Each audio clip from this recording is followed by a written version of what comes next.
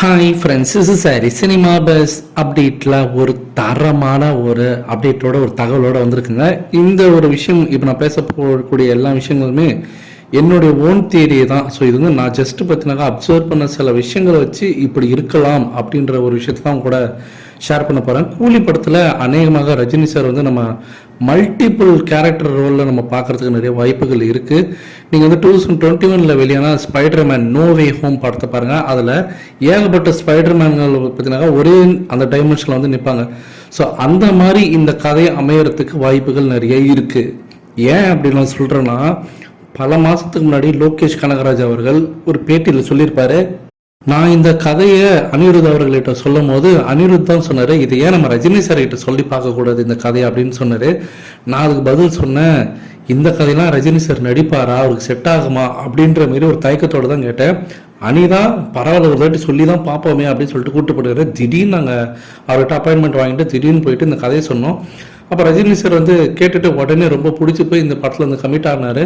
அவருக்கு ஏற்ற போல் நிறையா நாங்கள் வந்து சில விஷயங்களை வந்து மாற்றிட்டு இந்த கதை ஸ்டோரி ரெடி பண்ணோம் அப்படின்ற மாதிரி சொல்லிருப்பார். இது ஒரு பாயிண்ட் எடுத்துங்க. அதே போல் இன்னொன்று பேட்டியில் லோகேஷ் கனகராஜ் சொல்லிருப்பாரு, இது வரைக்கும் ரஜினி சார் பண்ணாத ஒரு ஜெனரல், அதே போல் தமிழ் சினிமாவில் ஒரு புதிய சினிமேட்டிக் எக்ஸ்பீரியன்ஸாக இதை நாங்கள் வந்து ட்ரை பண்ணியிருக்கோம். அதாவது இது வரைக்கும் யாரும் பண்ணாத டச் பண்ணாத சில விஷயத்தை இந்த படத்தில் நாங்கள் ட்ரை பண்ணியிருக்கோம் அப்படின்றதான் அதற்கான பொருள். அப்படி இருக்கும்போது ரெண்டுத்தையும் கனெக்ட் பண்ணி பாருங்க. இது வரைக்கும் ரஜினி சார் பண்ணாத ஒரு ஜேர்னர், ஒரு கதை அம்சம் அப்படின்னாக்கா, தமிழ் சினிமாவில் அவர் பண்ணாத கதை அம்சம் அப்படின்னு பார்த்தீங்கன்னாக்கா, எனக்கு தெரிஞ்ச ஒரு டைம் ட்ராவல் மட்டும்தான் அவர் இது வரைக்கும் பண்ணவே இல்லை.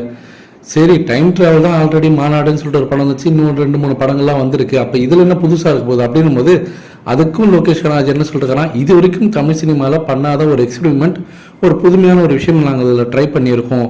அதே சமயம் அந்த ஒரு என்டர்டெயின்மெண்ட், அந்த ஒரு மசாலா பேக்கேஜ், ஒரு கமர்ஷியல் படத்துக்கு உண்டான எல்லா விஷயங்களும் ரஜினி சார் படம்ன்றதுனால கண்டிப்பாக இந்த படம் ஒரு ஹை ஆக்டைன் ஆக்ஷன் மூவியாக தான் இது இருக்கும் அப்படின்றதான் ஒரு பல பேட்டிகளை சொல்லிருக்கேன்.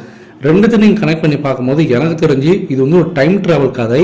ஆனால் நம்ம இது வரைக்கும் தமிழ் சினிமாவில் பார்த்த ஒரு டைம் ட்ராவல் கதை இல்லாமல் ஒருவர் இன்னொருவருடைய அந்த டைம் லைனில் போயிட்டு ஏதோ ஒரு மாற்றத்தை பண்ணிட்டு அந்த டைம் லைனில் இருக்கக்கூடிய இன்னொரு கூட சந்திக்கக்கூடிய அந்த தருணம், அந்த காட்சிகள்லாம் பார்த்தீங்கன்னாக்கா வேற லெவலில் இருக்கும். நான் ஏற்கனவே சொன்னபோது தான் அந்த ஸ்பைடர்மேன் நோ வே ஹோம் படத்தில் வரக்கூடிய 3 ஸ்பைடர்மேன்கள் ஒரே டைம் லைன் ஒரே டைமென்ஷனில் வந்து நிற்பாங்க. அந்த டைம் லைனில் அதெல்லாம் மாசாக இருக்கும் பார்க்குறதுக்கு.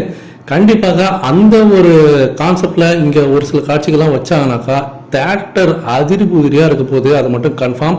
ஆனால் இது எல்லாமே நான் ஏற்கனவே சொன்னது தான், இது என்னோட தியரி. இது இப்படி இருக்கிறதுக்கு வாய்ப்புகள் இருக்குது. ஏன்னா புதுமையான ஒரு விஷயம், இது வரைக்கும் யாரும் டச் பண்ணாத ஒரு விஷயம் அப்படின்னாக்கா எனக்கு தெரிஞ்சு இப்படி தான் இருக்கணும்.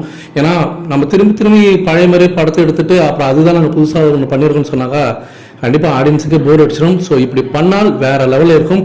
ஒருவேளை அப்படி இருந்தால் எப்படி இருக்கும் தேட்டரோட அட்மாஸ்பியர்ன்றதை நீங்கள் யோசிச்சு பாருங்கள் ஃப்ரெண்ட்ஸ்.